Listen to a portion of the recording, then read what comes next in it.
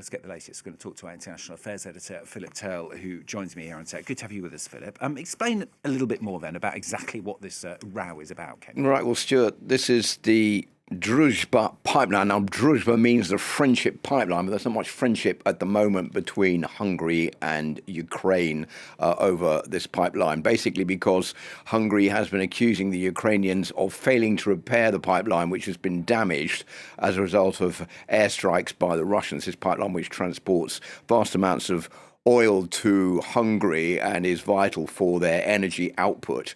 Now, it's the world's longest pipeline. It entered service back in 1964. It is 4,000 kilometers long, and it stretches all the way from Western Russia into Europe, to Germany, to Hungary, and even as far as Croatia. Now, the part which is being scrutinized by the Hungarians is the part that's flashing in this map here, which is bringing the oil into Hungary and then on to Croatia. The Hungarian authorities saying, well, that oil has been drying up as a result of that damage that was inflicted on the pipeline, and they say that Ukraine has not been doing enough to repair it and to make sure those oil supplies continue to flow. Now, Slovakia and Hungary are the only two EU countries that are still allowed to import Russian oil as a result of the embargo on that, which was imposed by the EU following the Russian invasion of Ukraine. To counterbalance this, Viktor Orban has been saying basically that he's going to stop gas supplies because Hungary is a major exporter of gas to Ukraine. He's going to stop gas supplies to Ukraine until that pipeline is secure. But there are analysts in Hungary who say, well, that is probably not a good move by the Hungarian authorities because it will deny revenue to Hungary, which is important to the country as a result of exporting those gas supplies, those big gas supplies, up from 2.5 to 14% in the 10 months to the end of 2025. More information here about that Druzhba pipeline. And so it's a standoff which comes hot on the heels of another move by Viktor Orban, the Hungarian Prime Minister, to veto a European loan of 90 billion euros to Ukraine, all part of what the EU sees as Viktor Orban's mostly pro-Russian stance in the war in Ukraine, and all of this coming just a few days before the Hungarian elections are due to take place on the 12th of April, and in which Viktor Orban's Fidesz party is not doing so well in the polls against its main opposition rival, who is Peter Magyar, who runs the Respect and Freedom Party. Comes, of course, as the fighting is continuing as well, Philip. Russia continuing to send drones into Ukraine. One of it set fire to a church, didn't it, in Lviv, a UNESCO World Heritage Site, in fact. Well, we've seen an increase in drone activity in Ukraine over the past few days. 948 drones, that was the total number that were fired into Ukraine on Tuesday. This is the largest number of drones fired into the country in one go since the start of the Ukraine war back in 2022.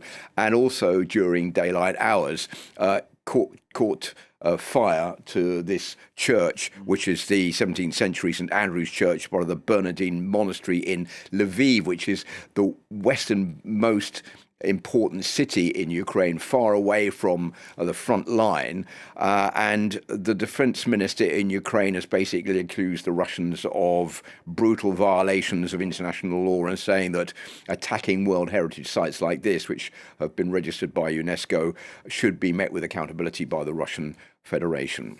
Meanwhile, some Ukrainian drones, they've fallen into neighbouring Latvia and Estonia, haven't they? What's been the reaction from them? So, as drone attacks have stepped up from the Russians, there have been increased drone attacks by the Ukrainians. Now, the Ukrainians have been trying to pinpoint areas where they believe Russia is most vulnerable. That's to say, power stations, certainly further north along the border between Latvia and Estonia. Now, some of those drones have strayed into those two countries.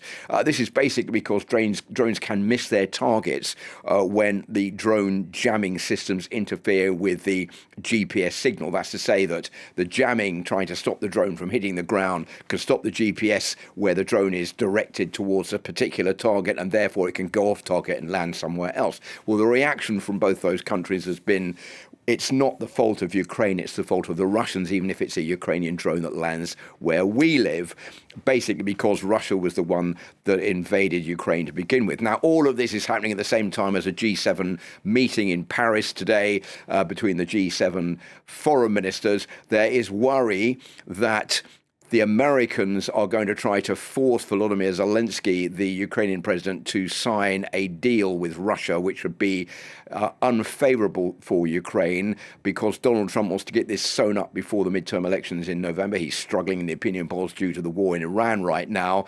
I think there's going to be a lot of movement on the part of the other G7 members, Britain, the US, Canada, France, Germany, Italy, and Japan, to try to push Marco Rubio, the US Secretary of State, who will be taking part in those talks, to be a little bit less insistent on that measure, saying that basically it is unacceptable to push Ukraine to sign a deal which would be unfavourable to Kyiv in the long term.